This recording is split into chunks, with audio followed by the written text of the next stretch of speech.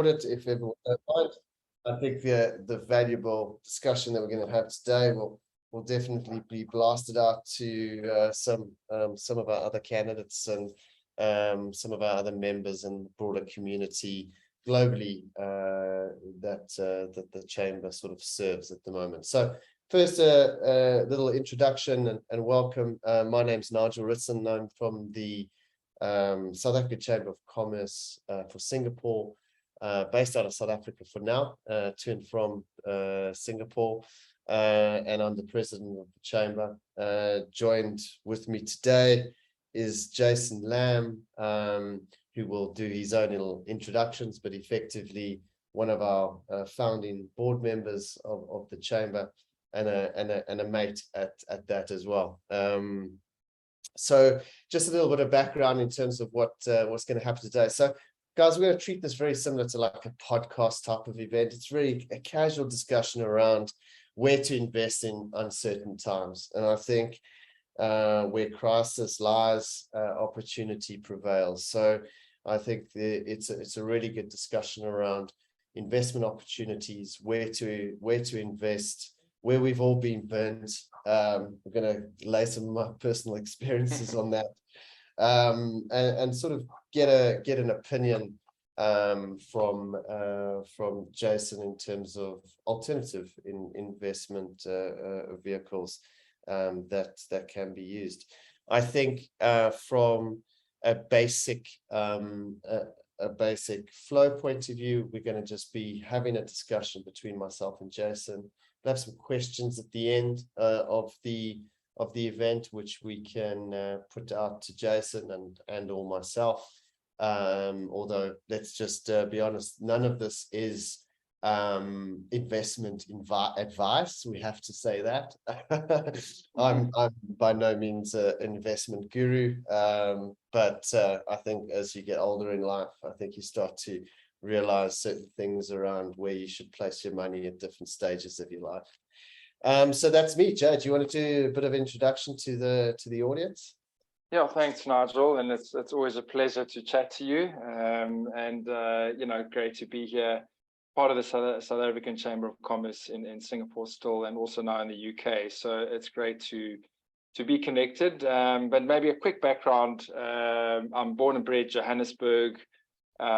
Studied at Wits, worked in construction, worked at Absa Bank for the bulk of my career. Then we left South Africa 2015, spent a couple of years in Ukraine, and then moved to Singapore and spent 4 years in Singapore before moving to the UK 18 months ago. And I started working at IPIM, IP Investment Management, in Singapore. So it's almost 5 years I've been with IPIM. And maybe just a quick background on our company. We're a boutique private equity real estate fund manager, and we've created a platform that enables private clients, family offices to invest into real estate projects. And the projects we invest into are predominantly in student housing, multifamily, which is residential, and built to rent. And in developed markets like the UK, Europe, and the US. So that's a little bit of background on me and the company. And looking forward to today's discussion. Yeah, and I mean, Jay, it's always, when I first met you in Singapore back in 2018 or 19, I think it was. Yeah. It was always a bit of a grey area to actually what you did, what sort of, I knew you were in finance or in investment, but I didn't really understand the products. I didn't really understand the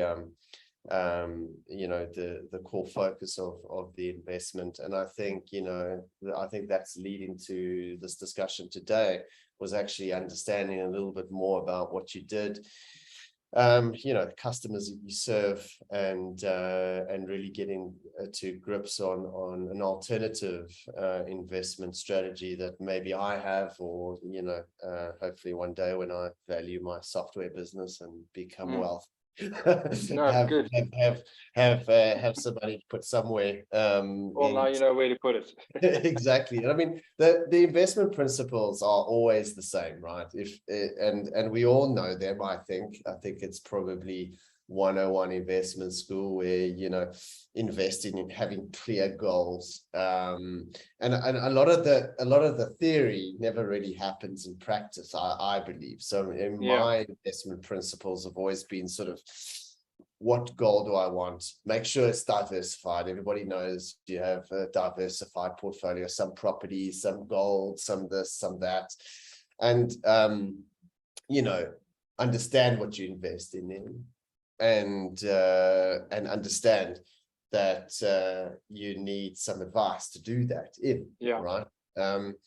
I think, where personally my investment sort of journey has been over the last couple of years has been a little bit misled to what's going on in the market at the moment, right? So, 1 minute, you've got low interest rates, so you're investing in equities, tech stocks, in things, new things that are coming to the fore, things like crypto and NFTs, and you're jumping on this bandwagon of,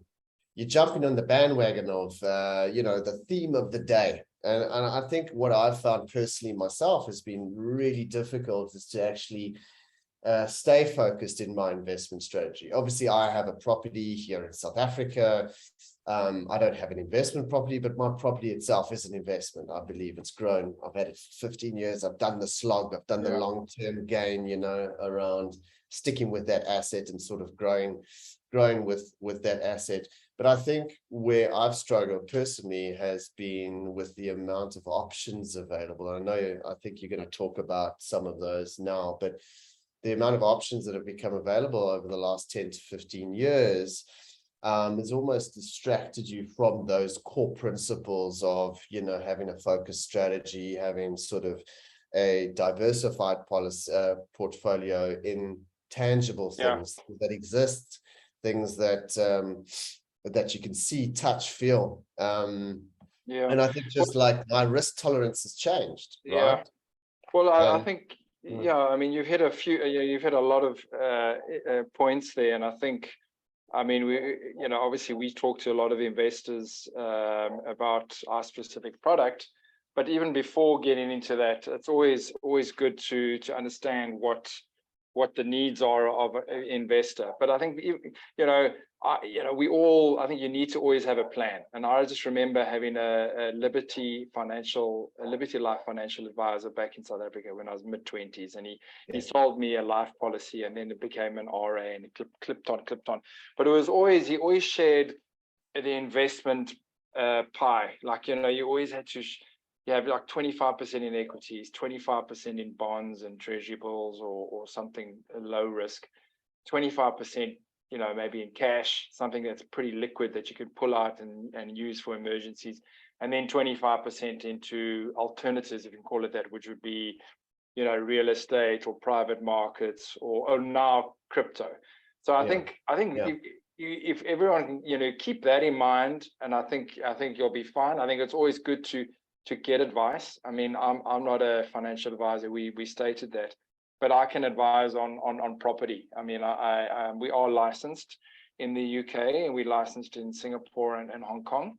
But ultimately, you do want to talk to an expert and get information. And at the same time, you mentioned it, like, if investors follow what the others are doing. And I think that's a key thing, is don't listen to the noise. Try and simplify, stick to your plan, stick to your strategy. And there's a few key things that I think are important in that, you got to try and protect your capital, which means that you need to try to beat inflation. And I think this is where, like what we'll talk about later on, in terms of what we do, is that we have something obviously that beats inflation. So I mean that you don't, because if you've got $10,000 now and you put it into a bank account, you're earning 1%. That 10,000 over 3 years, and inflation's at 3%. That 10,000 is only worth 8,000 in 3 years' time. So you've got to try and beat inflation. So those are a couple of the key things. But just that investment pie, if I can use that as really a great piece and principle for people to use. So I don't know. That's kind of key to me. I also just see, like, history repeats itself, right? So, you know, the times that we are sitting in today are very different to what they were, you know, and I'm a little younger than you, I think. Not much. But Yeah, a couple. Yeah. anyway, our generation, you know, my dad's generation experienced high interest rates. They experienced, you know, trying to, like you say, that investment pie was a big struggle, you know, to try and maintain a emergency fund and being able to, you know, to have sort of a diverse investment portfolio or whatever it may be. It was, I think, it was a bit harder in the generation prior to myself. I think it's been a lot easier to make money in the last sort of 20 years than it was the 20 years prior to that in sort of equity markets, and sort of seeing the variety of investments that one can make now. I think there's so many options out there. I think what we've all run out. I mean, I've got a very good friend of mine who is a lot younger than me. You know, young guy, sort of very bullish, no family, so no kids, no dependents, yeah. So no dependents, but went hectic into crypto. And you know, I was sitting here a year ago with him, and he was making a ton of money, and I was like, have I missed the boat here?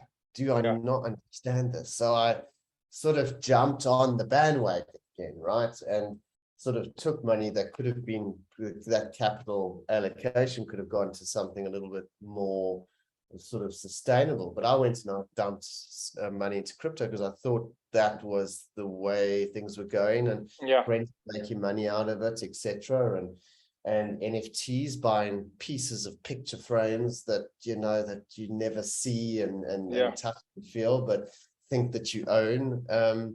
So I went on that journey, and obviously I've burnt myself. But I think the theme of the day here is we are in uncertain times, and we're in a very different place to where we were a year ago. If I just picture where we were a year ago, sort of in the tech game, you know, being very close to that industry, the tech game there was a war on talent. There was, you know, people getting paid huge amounts of money. You know, tech stocks were strong, they were powerful, the guaranteed valuations were big.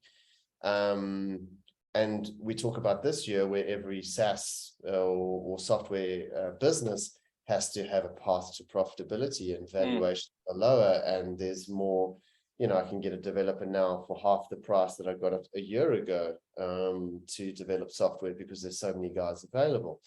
So there is this sort of complete change of environment, and maybe take us through like what, you know, history repeats itself. Where did people invest in uncertain times? Yeah. You know, what are your thoughts there? Well, before getting into that, I just wanted to talk about your crypto experience. So, you know, and the thing is with crypto, it's quite interesting because when I was looking, I also thought exactly like you said, like mates were looking at getting in. I thought, well, let me, you know, let me put something in, but it was almost like whatever I was going to put in, I had to be prepared to lose. So that's the type of risk that you would take. So if you're going to put 10K in, you're going to be saying, okay, well, maybe that's gone tomorrow. So that's a huge risk to take, you know, to say that I'm prepared to lose everything. So anyway, so I brought this up in the conversation with my wife. We lived on the 8th floor, and I brought it up as we walked into the lift. By the time we got to the 8th floor, the conversation was over. So that's how quickly the no was done. We didn't talk about it again after that. So haven't put money into crypto, and I've stuck with what we know. But anyway, back to where people stick to what you know and talk to your advisor, trusted advice, and go with your gut. But back to where people have invested in uncertain times. So I mean, obviously over the ages, you know, I think gold is always a good one. You know, gold has been a great investment. Reliable one. Reliable, but that was before. You know, that was in, well, I suppose during the 1900s, etc. Once gold exploded, it's always been a safe haven. But I think most times, you know, treasury bills, corporate bonds, gilts, government bonds, these type of things have been what most people go to. Fixed assets, real estate, you know, fixed assets, real estate, obviously they're not liquid. But generally it's, you know, real estate has this thing where you hold it for over a period of time. Generally, and London is a great example. You know, if you look at the growth of London real estate from the 1920s, it's just been steady all the way up. And you know, so if you're in for the long game, and real estate is a long-term investment normally, you generally will ride out the uncertain times. And obviously you don't want to be too highly geared or have too much debt against that, so that you can absorb high interest rate environments, etc. So fixed assets have always been good. But generally, yeah, as for treasury bills, government bonds, you know, governments are generally meant to be low risk, and that's where people put their money. And in the real estate space, you know, and we'll talk about this, I think, you know, obviously office is susceptible to recession. So when corporates, you know, fold, they can't pay rental, and then from a real estate perspective, now you've got vacancies appearing, which has an impact on the income on the property. Retail, again, very linked to consumer spending. You know, if consumers aren't spending, retailers can't pay the rent, and then there's vacancies appearing. And then industrial, which is obviously impacted by manufacturing, but depending on different sectors, you know, industrial can be good or bad. You know, if you diversify across industrial, you'll probably be okay. But the one, and then obviously there's residential. Now, residential is something, and it covers a lot of sectors within real estate. So residential, you know, you've got obviously, yeah, people need roofs over their heads. So obviously that's like your pure residential apartments or houses. Then you get like senior housing, you get student housing, which is what we do, and you know, obviously co-living is a new sector. So and student housing, why it pops up within the real estate sectors as I wouldn't say recession proof, but because nothing is recession proof, but is very defensive and as counter-cyclical to recessions that we've had. And GFC was a classic example. Student housing, you know, values increased in student housing because when people lose jobs, what do? They go and reinvent themselves. They go back to study, and they need places to stay. So GFC, we saw that real estate performed the best across. Student housing performed the best across real estate.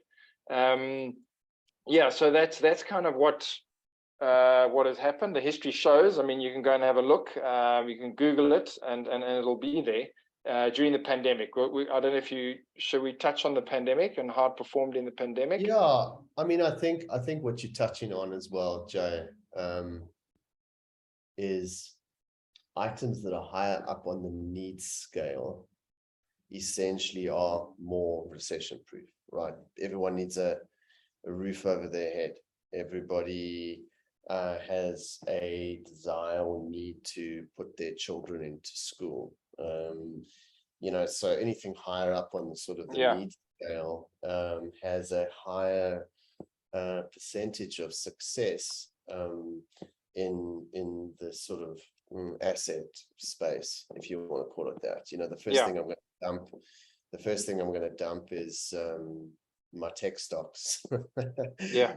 So, but the last thing that I'll do is put my family on the street. So, you know, things that are higher up on that needs scale. And I mean, one of the other items I just wanted to touch on what you said in the previous discussion was the fact that, you know, people always went back to something like gold as a fallback position or something.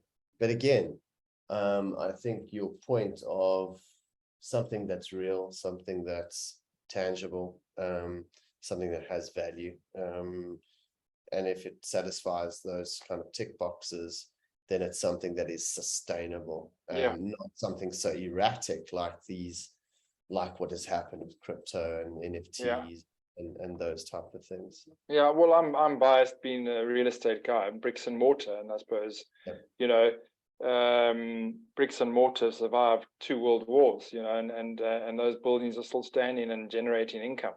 Jace, my uncle is a big landlord. So he was actually engineer in South Africa for a while. He went down the whole property investment route, went residential, went commercial, and then went retail.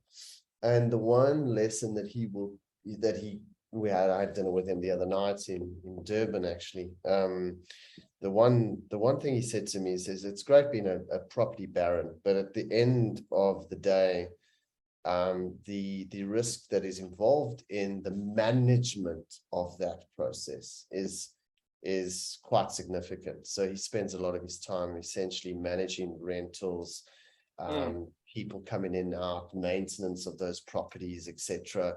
And he says if there was one thing that he would have done to reassess it, is focus on his core, what he knew best, which was engineering. Yeah. Stick with that, start an engineering consultancy, make a ton of money out of that, and have a property portfolio that was essentially managed by or administered by somebody else to deal with tenant and maintenance and those type of things. And that was one sort of thing that stuck with me in terms of my next step around, am I going to have investment properties? I just don't want the headache of it, but I want to participate in the growth. Yeah. Well, a couple of points that you've raised there. So, I mean, obviously, I think, bricks and mortar, does come with some admin. You got to manage these assets. But I mean, if you've got the right people in place, then you're probably in a better space. But how our business actually evolved was high net worth individuals, the private clients were buying apartments all over the world, and then they became difficult to manage, like your uncle. And then they actually came to us and said, why don't you guys go and build a building for us? We'll come in with the same equity. We don't have to, you manage it, you develop it, manage it, operate it. And then you know when to sell it because you're watching the market. And this is what we did. So we created the company based on what our need was from clients. And this is what we do. We find land, develop student housing buildings, get a third-party operator in that comes in there, a specialist that know how to manage the building, manage the students, find new students, help students leave, etc. And then at the end, once the building is stabilized, meaning we've got 100% occupancy and we show that strong income, then we sell the building and we sell it off to a pension fund, mostly, or financial institution that's looking for annuity income, that's looking for something that can just pay their pension fund holders. And student housing, there's always a need for students. For student bed. I mean, the UK used to be 13 students to one bed back in the late 2000s. 13, think of that, 13 students fighting for one bed. It's now 3.5 students to one bed. But you think that's okay, now there's an oversupply. But if you take a city like Stirling, which has got 50,000 odd students, no, less than that. Sorry, it's got about 16,000 students. You got 4,000 beds in Stirling, and there's 16,000 students. So, this is where the opportunity is. So, I mean, student housing, I can give you a couple of quick bullet points on why it's such a strong, and it's particularly in the UK. And we also do investments in Portugal and Spain, which is another booming market from a student housing perspective. And we have a fund there. But the fact of the matter is that student numbers are growing. There's a need for education. And pandemic, we thought everyone's going to switch to online. No, that's not happening. People are coming back to universities. So there's that perspective. We've seen that 18-year-olds, the number of 18-year-olds are increasing. There's more and more so that's amongst domestic students. And they're more and more wanting to study. So there's this phrase now, and I actually just read it this morning: journey to 1 million by 2030. So by 2030, there will be expected 900,000 domestic students in the UK studying. It's currently 700,000. So that's going to grow by 300,000 until 2030. Now, not all of them are going to need student accommodation. Some of them will stay at home. But you can just take 300,000 students domestically. And then you've got the demand from international students coming in. So there's just not enough beds. I was about to say, Jay, like, you know, if I consider that international market, you know, UK's got some of the best universities in the world, right? I mean, if I was going to send my daughter Arabella to university, my dream would be to send her somewhere overseas to go and study. And then obviously I'm not there, so she needs somewhere to stay. Yeah. So surely that, I mean, that international component must be also driving demand. Oh yeah. Specifically from the East. I know the East. Yeah. No, in You know, India, I big mean, demand in the East to study in the West. Well, you know, to study in the UK or study at Princeton or whatever it may be from Singapore, get that sort of UK or European degree or whatever. So are you seeing quite a big international component? Yeah, so we've had, with our buildings that we've managed and operated, you know, there's been a high number of international students, and they've come mainly from China and India, and we've seen a lot of students now coming from West Africa. So yeah, I mean, the Chinese number, they expect 24,000 increase in Chinese students by 24,000 per year by 2030, an increase over 70% since 2021.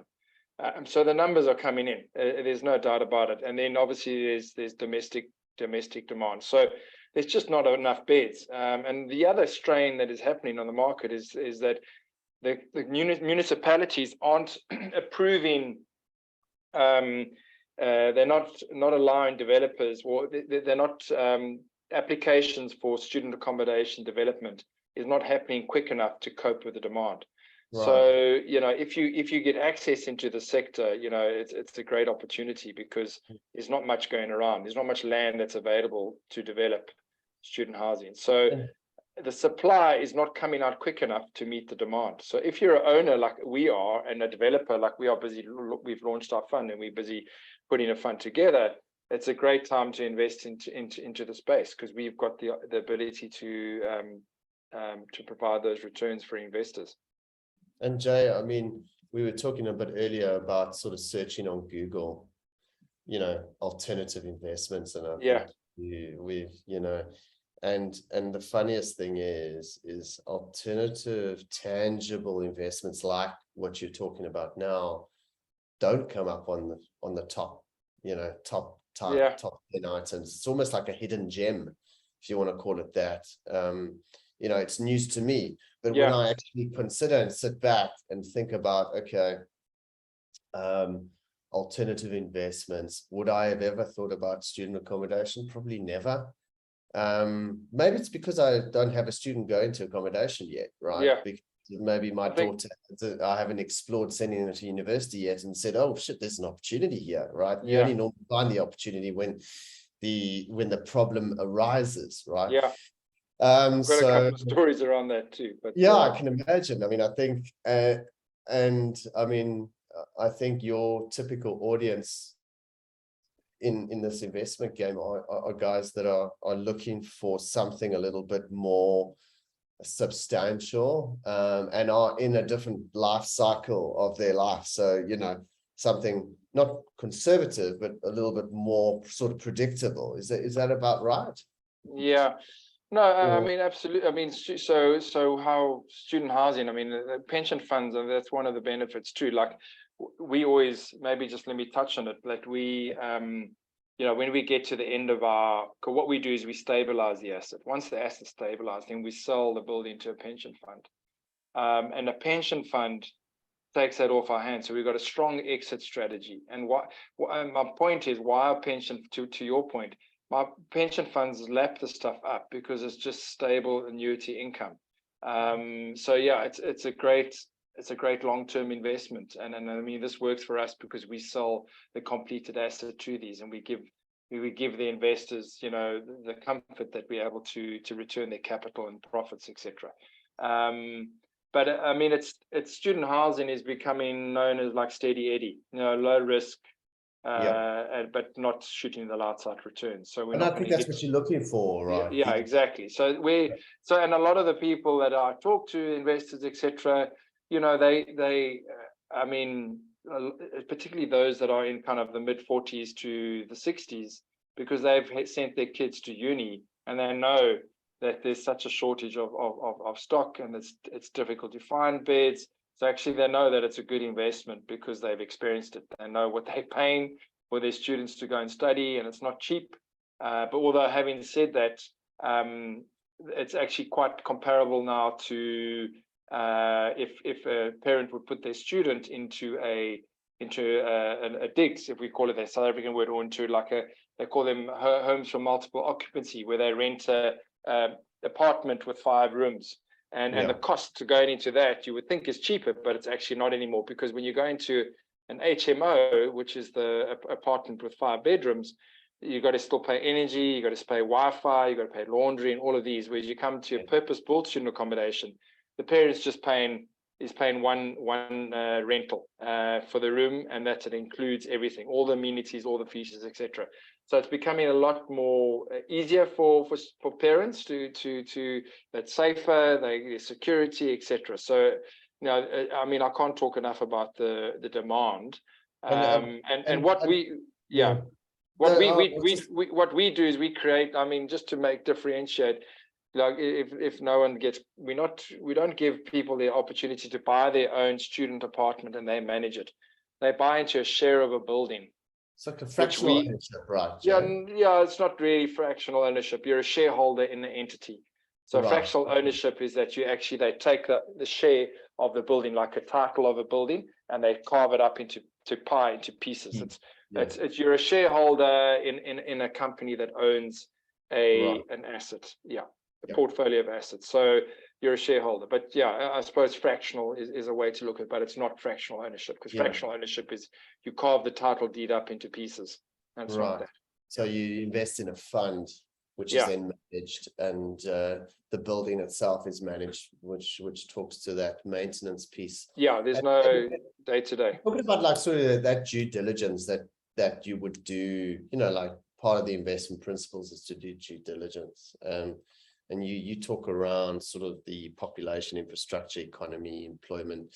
That due diligence is obviously facilitated by the company around which unit or which property it is, or which piece of land, or what we do is we call it it's a little acronym, and I suppose I use it. It's the pie. And again, we were talking about the investment pie earlier. This is a different pie, but this is population, infrastructure, and employment. So we don't go into to places where there's a shortage of students and there's no students. So normally 2 universities, a city with 2 universities. So there's a high population of students. Infrastructure, we go to cities where we know that there's rail transport, students can get around. They can get within 20 minutes to the university campus. So we don't go beyond 20 minutes, whether it's a walk or a bus ride. And then, employment and economy. It needs to be, there needs to be a city that's thriving from an employment perspective, and there's an economy. It's not going to be just some little town that's off the beaten track with a one-stop college type of thing. We don't go into that. So that's part of our DD that we do up front. But there's all sorts of other things that we do when it gets into the development stage. So we make sure we're not partnering. We partner with developers that have got a track record, strong professional team. We make sure that we put a third-party operator in that is experienced, that understands the market, and we've used examples of where in one building we've actually, we're very careful with the manager that's in that building, and we, that understands the market, understands the students, and we go to that kind of level of detail, ensuring that we've got the right manager and the right operator managing these buildings. So, I think that's part of we do a thorough DD when we get into our investment positions. Yeah, cool. I mean, I think we summed it up quite nicely in terms of what we wanted to chat about in terms of alternatives. I mean, do you have any sort of last last sort of thoughts on? Yeah, I on just yeah. think, like you said, you go and Google it, and I challenge anyone to go and Google investing in uncertain times, where to invest in uncertain times. Take the title of our webinar today, and you'll see there's nowhere does it talk about student housing. And I think for me, purpose-built student accommodation, which is what we do, and investing into a single buying an apartment and managing an apartment on your own is different to what we're talking about. This is purpose-built student accommodation.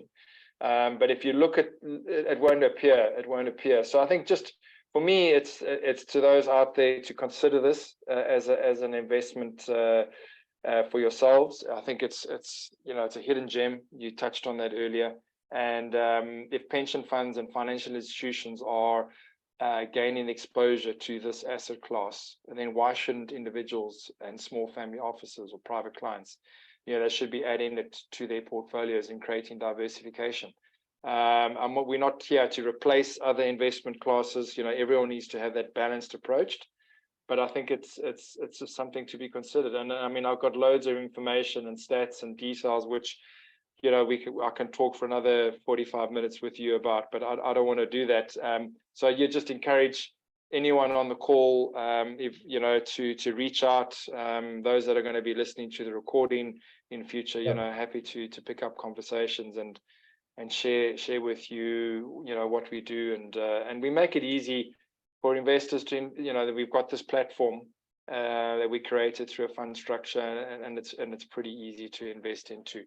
I mean, I think Jay, I think it's really great just to, it wasn't top of mind in my investment thinking, and I think you've probably just given me something to think about as well in terms of that structure. Good. That you don't necessarily have to buy a 2 or 3 bedroom apartment and then use that as an investment to manage it and find tenants for it. And there are alternative ways of using, £250,000 or whatever it may be, to get the same sort of reward with less effort and a much more sort of structured and scientific approach rather than throwing money at the wall to see what works. So yeah, I appreciate your time, Joe. I think what we'll do is we'll get out some content, and people need to know about this, and need to understand what is available.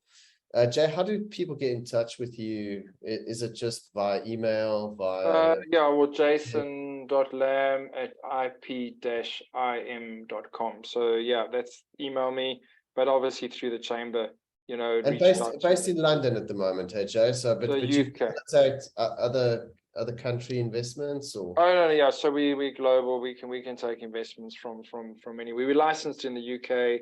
That's just, we follow we're a regulated entity in the UK, Singapore, and Hong Kong.